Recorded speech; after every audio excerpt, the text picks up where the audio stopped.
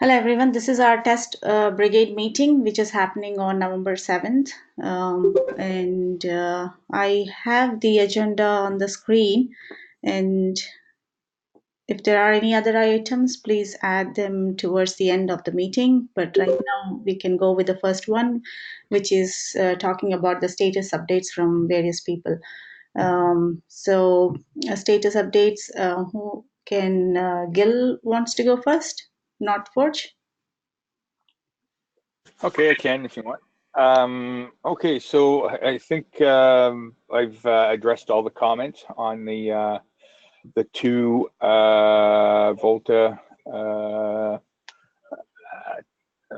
stories that I've put together a patch for. So that could be good for it to merge.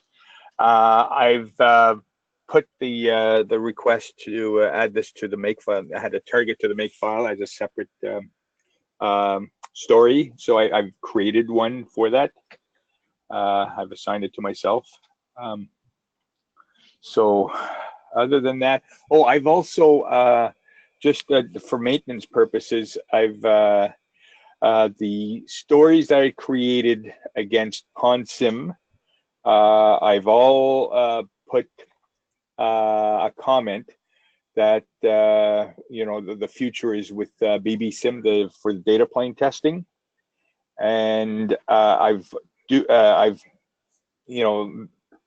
if it's going to be have a BBSim as the target simulator, then it's a duplicate of what we're already doing. So I've marked them all as duplicate. So I did that this morning. Okay, thanks, Gil. Okay. So we can merge your patch today, and I guess we reviewed your patch and everything looks good. Yeah, I got a +1 from Jenkins again, so it looks good from the current Jenkins job. Okay, sounds good. Any other items, Gil, from your side? Any showstopper? No. Once we merge this, then it's a matter of again creating a new job in Jenkins to run this. I guess it's a scale functional test that we've decided to call it. So that will require a new job to run that. Okay, sounds good. And also, probably after these two tasks, I think last time also we discussed that you could pick up the other two, which are talking about again 16 ONUs. Yes, the ones I had written. Yeah, exactly. Yeah, so 23 and 24. Yeah, 18, 23. Okay, so you could assign them to yourself then. Yes, I will, and I'll put a description because there's none right now. There's none at the moment, and those are the two ones I'll be taking up next. Okay. All right, sounds good. Thank you, Gil. Anything else? Can we move on to other one? Yeah, you can move on. Yeah, that's it for me. All right, thanks. Infosys? Hi, Sujitra. Hello. So actually, we have submitted patch set today for two Jira items, 2010 and 2023. So today evening only we have submitted. Okay. And the physical part, so now I'm able to bring up OLTs and ONU. So currently I'm facing some authentication issues while running our functional script. So I think I'm missing something in the configuration files. So once I fix that, I think it will get passed. Okay. And yeah, we'll review those patches today. Okay. Get some time and then we'll let you know about those. And also, one more question is, I know that you have observed some issue which you were talking about OLT deletion. Were you able to reproduce the issue? Yeah. I was able to reproduce and I have raised Jira also. Okay, sounds good. I also mentioned this to David and Matt. Okay. Seems like there must be some problem about the API server. So they have asked us to collect those logs, which I mentioned to you.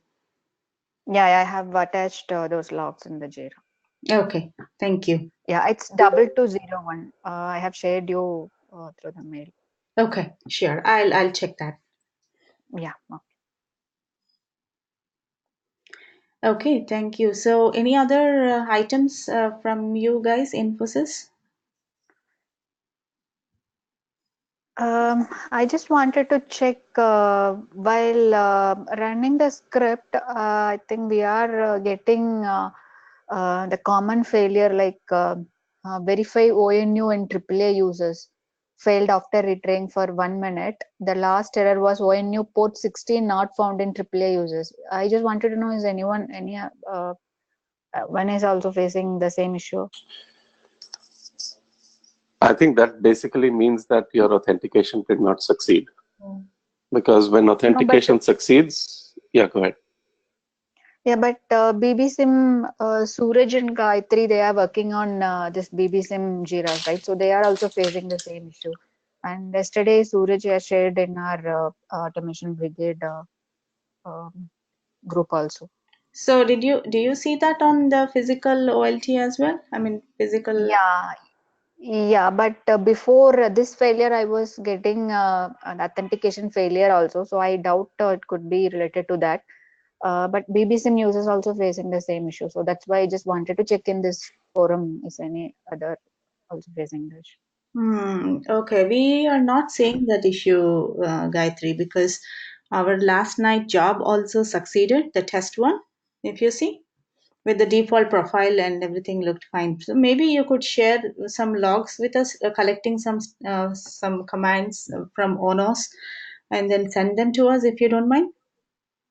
Yeah, sure. And We'll share. also, yeah, and also just try to make sure that it's a BBSIM you're saying that, so the auth is already there. That's what you're saying. Correct, yeah. Okay. Yeah, we don't know. I haven't observed unless the auth for some reason it didn't go through due to some configuration issue. Okay. Then earlier we did see this issue when we were running the tests, but Okay. not lately. Okay, thank you.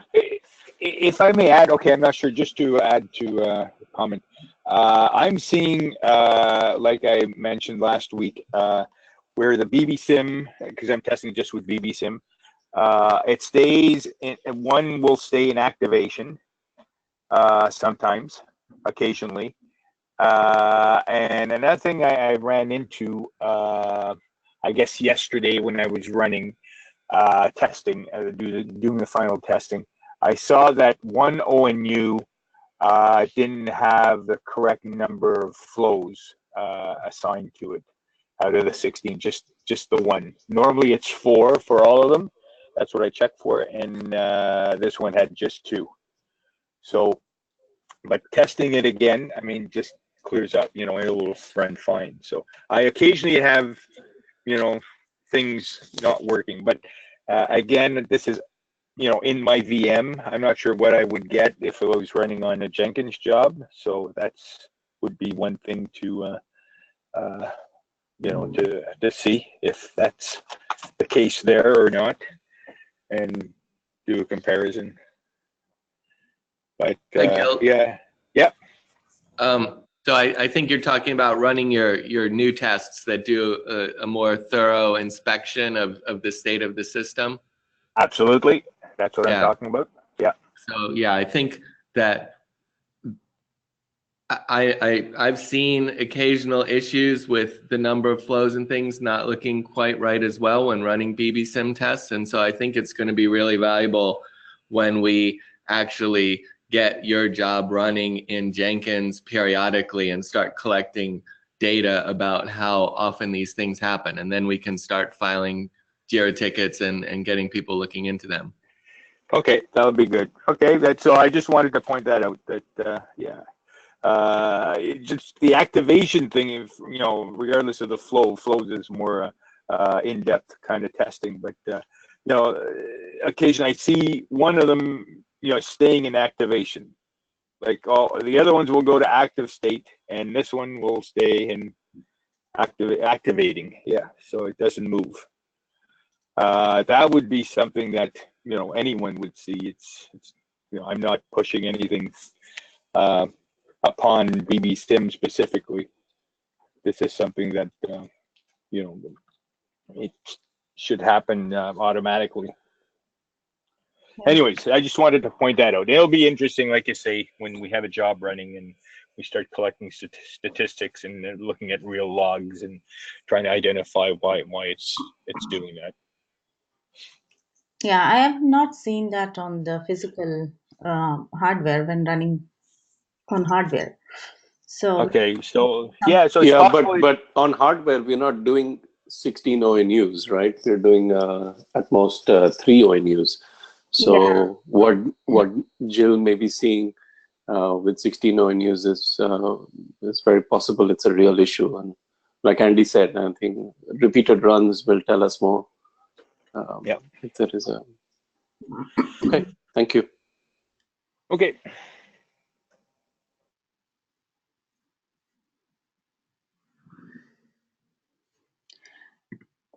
Okay. Anything else from Infosys? No, Sujitra, that's all. Thanks. Okay. So one thing I wanted to point out to Hema is when doing authentication, if the authentication succeeds, right, that's when it comes up in AAA users. But if it doesn't succeed, there is a way to see, what went on by turning on trace logs in the AAA application. Yeah, Saurabh, I'm checking. I'm collecting the logs. I'll check that. Yeah. Before so if you this do that issue, I with, was facing. Yeah. If you do that with trace logs and then send it to us, that could be useful. Right? Yeah, sure. Okay, thank you. Yeah.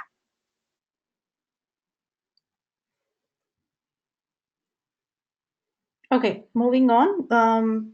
Anybody from ATRAN? Yes, because we currently do not have access to a physical pod, we are installing a virtual test environment in the moment, but we have a lot of difficulties because we are newbies on this topic, and the environment we have in our lab does not seem to be really compatible, means version of operating system, Docker, Go, and so on. And we have to clarify what is the base we have to install in our virtual machines to get BBSIM running. And I am in the discussion with BBSIM people to clarify how we can proceed here. So we are currently not in operational mode. So maybe we can discuss a little here. So can you let us know what is the platform right now that you guys are using? Our platform is based on Red Hat Enterprise Linux or CentOS, but it seems that we have problems with that operating system, so we switched to Ubuntu. But we did not succeed with the latest LTS version of Ubuntu. I've learned in discussions with the BBSIM team that they use Ubuntu 16.04. So we will try in the next step a downgrade and also use this older version to reinstall BSIM. The problem is not BSIM itself. We are not able to install the kind Voltha. Maybe it's a problem of wrong path setting or whatever, but currently we do not have a solution, so we try it again with a completely new installation. Regarding this question, is there any image of a virtual machine available somewhere with a running system which we can reuse, or do we need to build up it from scratch?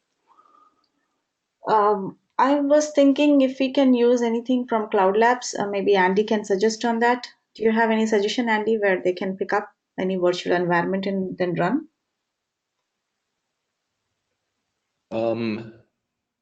No, I don't off the top of my head. They could use Cloud Lab machines, but if they're trying to replicate a setup in their own lab and they just want a virtual machine image, I don't think that Cloud Lab makes that available.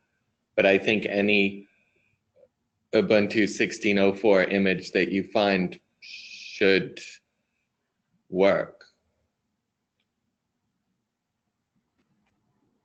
I guess it depends on your environment. If you want to, this is Andy. If you want to chat on Slack more about the details, I can try to help you out. Yeah, thanks. If we have a QS Slack, you can get onto the QS Slack and then please share the problems what you have been facing, so any one of us can help you.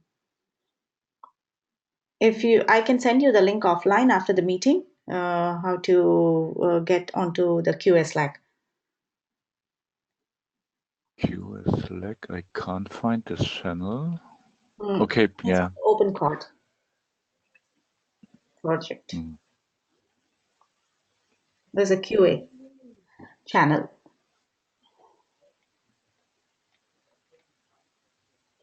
Okay, otherwise I'll send a link. Okay, yeah, send me a link, yes. Okay. Thanks. Sure, no problem. So from the pod status, are you guys planning to bring one? Any tentative timeline that you guys have put in, Atan? So for a physical pod, Suchitra, I'm trying to work with DT, so we can have one in Berlin that the Atran folks can have access to. Okay. But that the timeline, how long do you know, Sarah? Manuel said within a couple of weeks, I believe. Let me hook in here, Björn. Oh, hi, Björn. You're here. Okay. Yeah, we started already with putting some equipment together. Unfortunately, we have to wait on a few boxes from Darmstadt, so they will arrive here in Berlin beginning next week, Monday or Tuesday, and then we will finalize the setup, doing the cabling. So it should be physically available during next week, probably end of next week. Then we have to do some software setups, and then it should run. So it's in progress, and we are not so far from finishing that. Oh, that's nice. But independently from this, it would be a good idea to have a virtual environment in our lab here. We are also based in Berlin. Yes, absolutely. Yeah. Yeah, because go ahead, Suchitra. Sorry, I was just going to comment the same thing, that it's good to have the virtual environment because not everything we can run on a physical pod. So there are many tests that we can still use PBSim and run tests faster and quickly as well.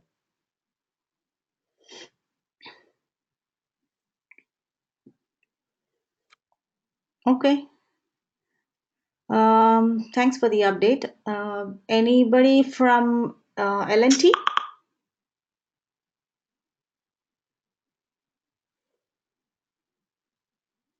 I don't see anyone from L&T on the call. All right.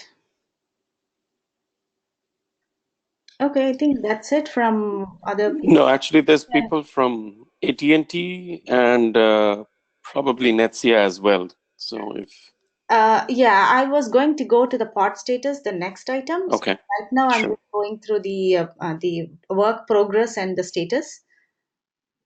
So I just wanted to update from ONF also. So Andy, do you want to go first? Sure. So here in the ONF Tucson office, we've got a pod set up with an OLT, and we just got a second ONU yesterday, but that's not hooked in to the pod yet. We need to get some other hardware. And the goal is to use this pod to do testing, hardware testing on Voltha patch sets.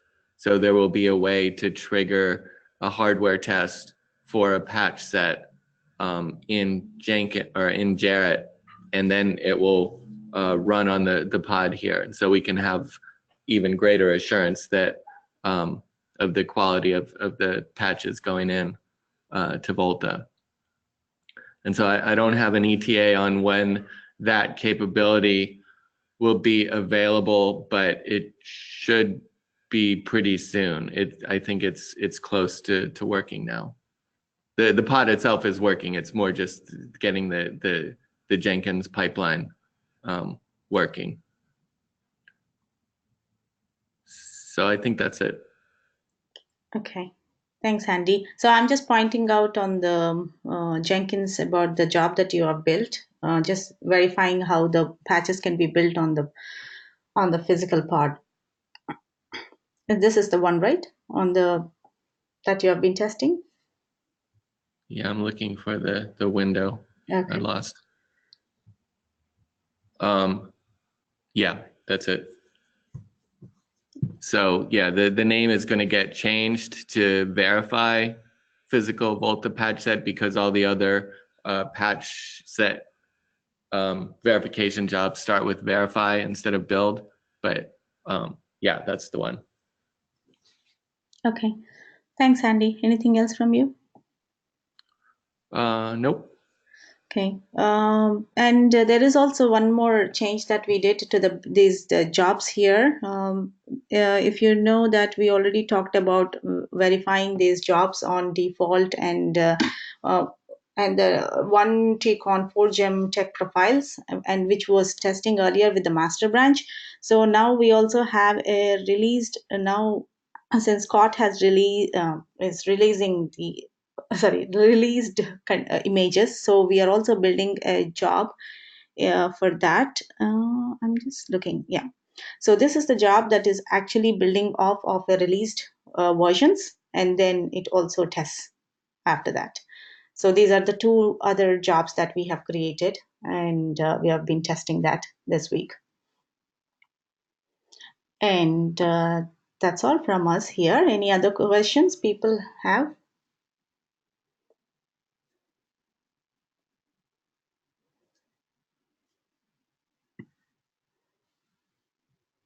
Hi, this is Taskin. I have a few questions if you guys have some minutes before the meeting ends.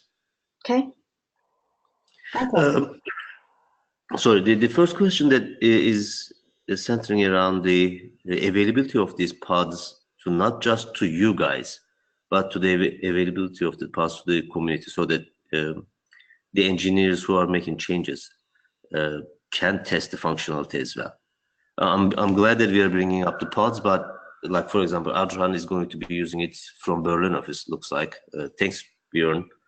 But when they're at home at night, those machines are going to be mostly sitting idle.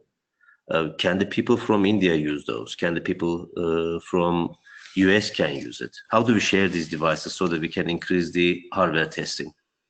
Not just by the brigade members of the testing brigade, but everybody else. Hi, Taskin. Are you asking me?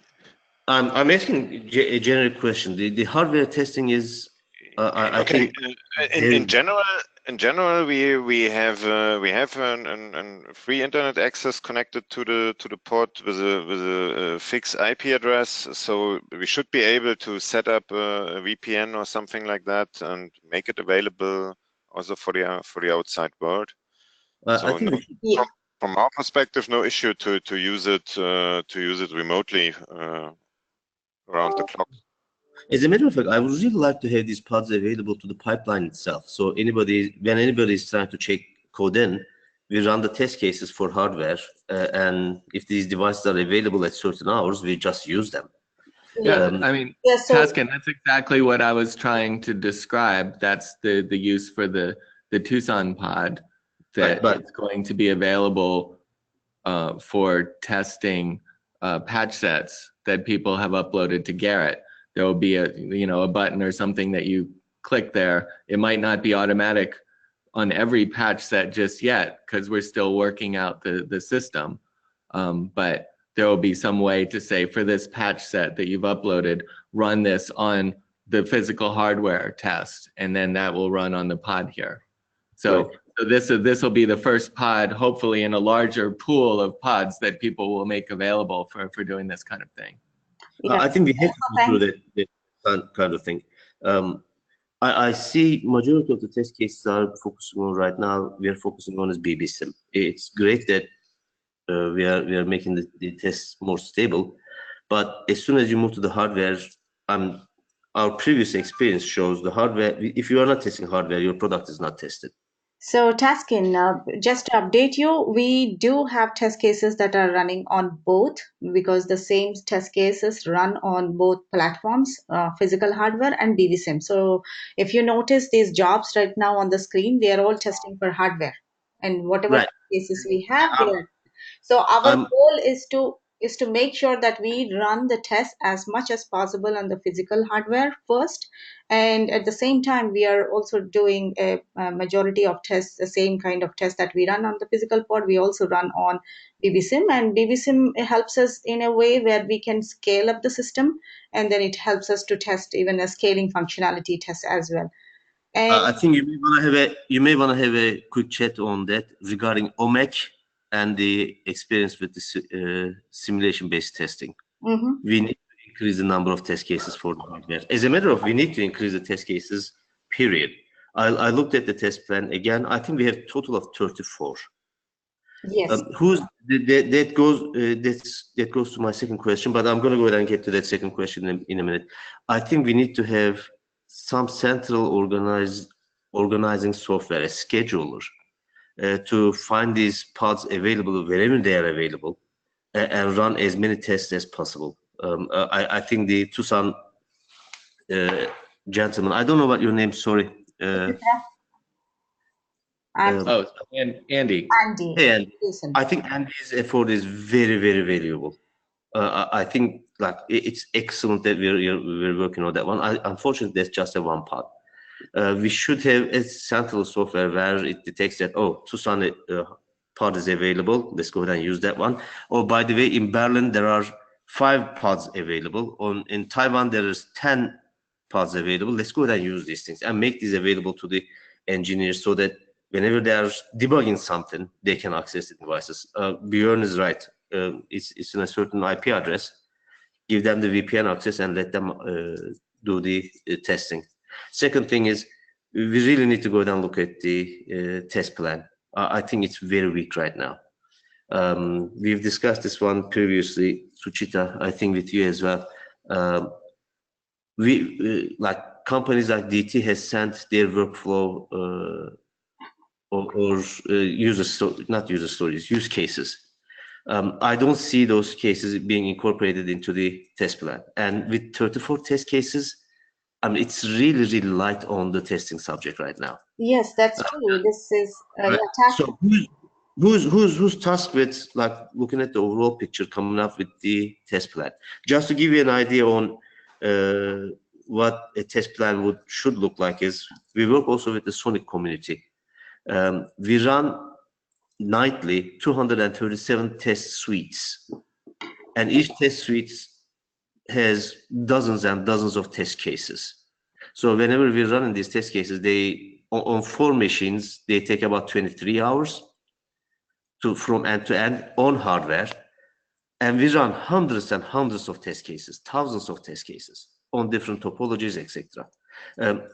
Who's tasked with coming up with the test plan for Voltha release, the next Voltha release? So, Taskin, so just to give you some updates on the test plan, because earlier you were not part of the discussions in the brigade. So when the brigade formed, yes, we do have these tests, but these are the most important test cases that we are targeting first. And any document or any test plan, if you see, it has to be developed in phases. And even in the pod availability, it has to be developed in the phases. So the first phase is that we are trying to acquire pods, as much as possible, and we are trying to reach out to the community to give us pods as much as possible. So once we have these pods and then they are hooked up to the Jenkins, then there is a possibility of sharing these pods across and then having the availability of the pods to various members, and then they can run in any type of test that they want. But see, right now we just have 2 pods available and then we are working on it. So this is just an initial step that we made some progress. And likewise, the test plan. So we just started with the test plan. Definitely, we had a discussion in the SEBA search call about these TT workflow and AT&T workflow, which are not there. So that's the next phase, is that once we, in parallel, we have to work and then develop the test plan and enhance it and then keep reviewing it. So Brigade is the way to do. So one of these meetings going forward, we do need to add those. So this is just the beginning. So the I understand that. You missed my question. Who's responsible to come up with the test plan?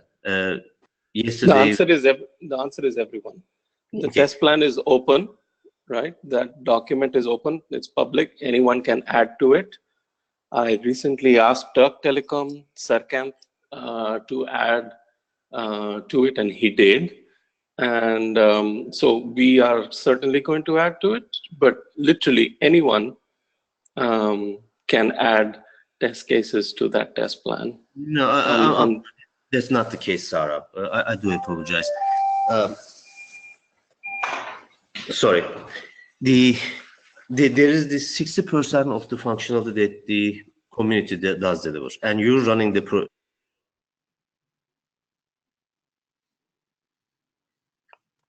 Hello.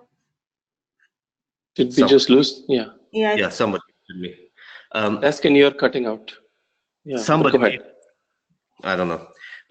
As we've discussed yesterday, we need to establish a baseline of what we're delivering out of this test brigade. And as Manuel asked yesterday, as Troy asked yesterday, what is that baseline? If our baseline is this 34 test cases, I think we should just go ahead and say, this is what we're going to be committing to the release. But I don't think that's what our intention is. So it's not 34. It's going to be much more than that. Right. So can we have some owners that commits to, out of this brigade, that commits to, okay, these are the things that we are going to be testing. We may not have enough pods, but this is what we should test. Let's go ahead and establish the baseline first. I think AT&T has provided some feedback. DT definitely have provided some feedback on their use cases.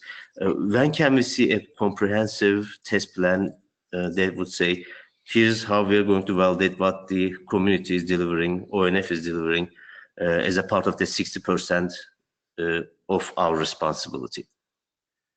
I'm glad that we're working on piecewise functionality. Tucson, Andy, I really am glad that you're working on that, like running the test cases on hardware or the patch sets. It's immensely important. But can we have this on a plan of record and come up with a test plan instead of just having 34 test cases? So Taskin, this is Zach here. Is the issue that you feel like if everyone is responsible for it, nobody is responsible for it, and that it, yeah, we have to have a name. When we say okay, responsible for it, yeah, I get that. Let's. Yeah, that you can like put my name on it. From the G5. Yeah, that's fine. You can put my name on it. Yeah, I'm going to add action items so that maybe we can work on this. So Saurav, it's just you, because I will put my name too here, and because yeah, I mean, I thought all of this was just implied. Okay. Yes. I have given access to everyone to add to test cases, but ultimately it's my responsibility and the G5's responsibility to ensure that things are delivered. So if you want it written down, that's fine with me. Okay. So, but how do we? And one other thing. I'm the one who helped set the VPN up to Tucson, and if we have other pods out there, please use me as a contact to get those hooked up to VPN so that we can expand the testing onto these other pods.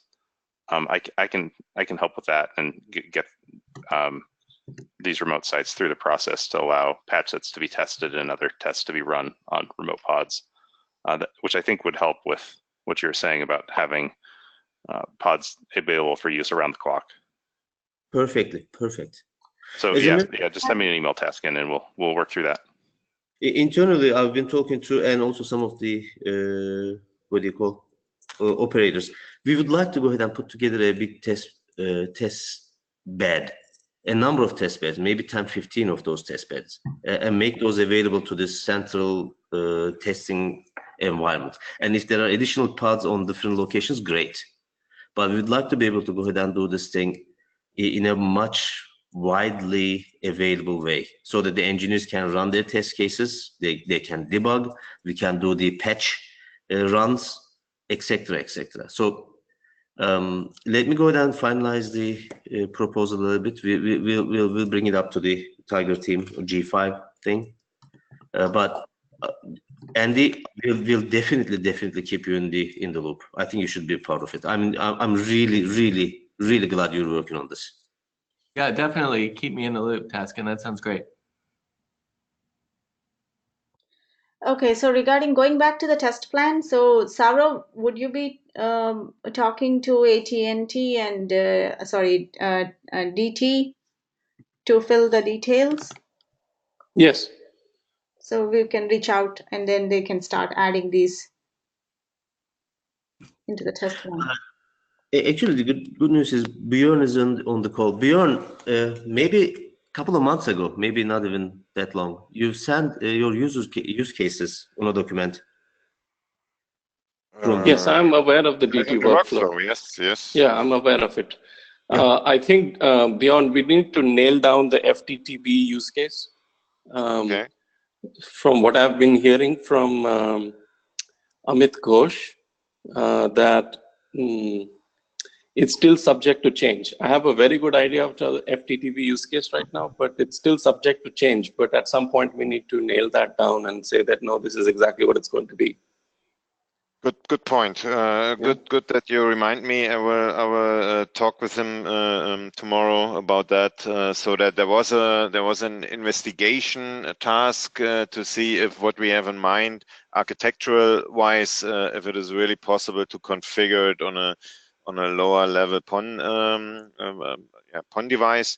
So I will check with Amit tomorrow what is the status there and how we proceed. You're fully right. We have to nail down a dedicated way how we proceed, I have to follow up on that. Yeah. Okay. Thanks, Bjorn. You're welcome.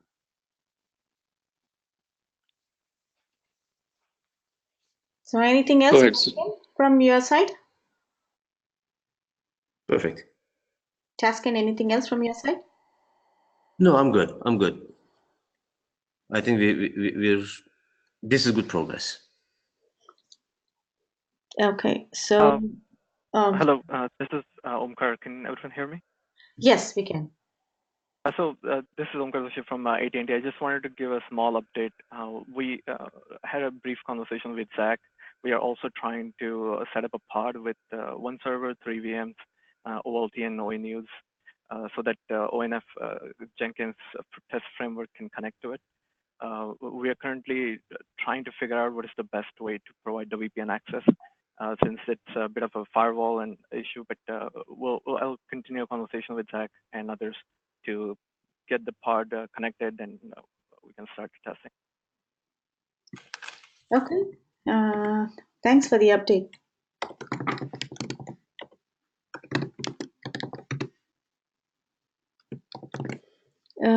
Okay, anyone else before we move on from the pod topic? Anyone else wants to talk about pods? Any questions? All right. So going to there were some action items from previous meetings that we have never gone through. So I just added a action item for us to just go through those and see if there are anything that really needs to be worked on more. So there are some All right. So there was something about the Jenkins test jobs that we were talking about reporting failures. How do we report failures from test jobs? So there was an action item for Saurav to talk to the G5 group, and how do we take about the reporting failures from the test jobs? Is there any other updates, Saurav, from that side? I don't believe I talked about this to them. We have a G5 meeting in about an hour, so I can bring that up. Thanks. Okay, thank you. All right. So on the other item, we have already talked, Saurav, to talk to different groups about the pod availability. So this has been taken care.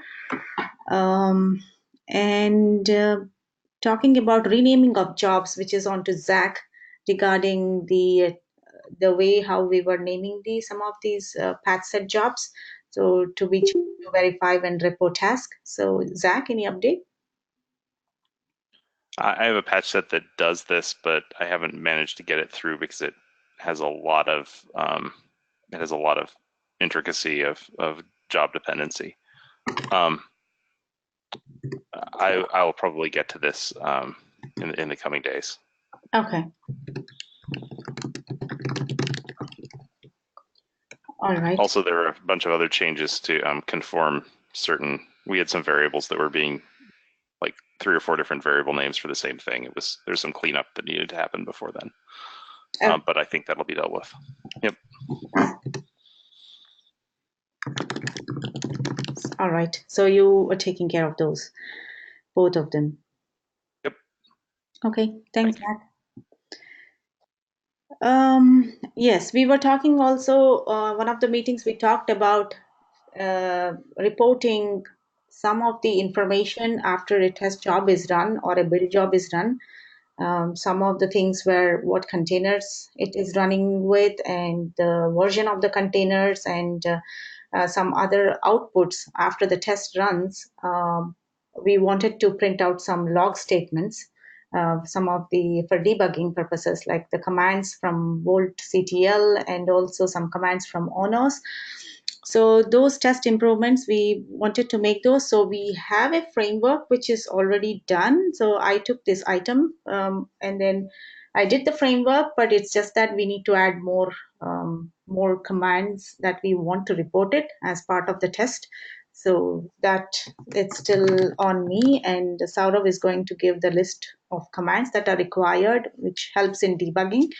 And probably I can finish it by next meeting.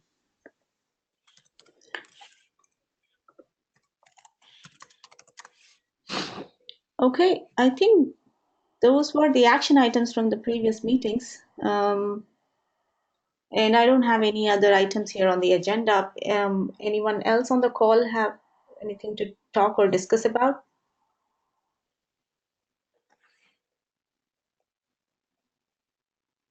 Is someone from Netsia Telecom on the call?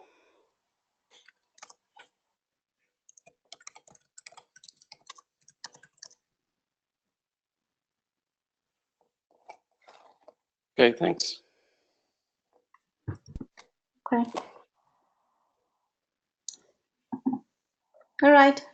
Thanks, everyone. Looks like we don't have any other topics, so we can meet next week again. Thank you, everyone. Thanks for the participation. Thank you. Thank you. Thank you.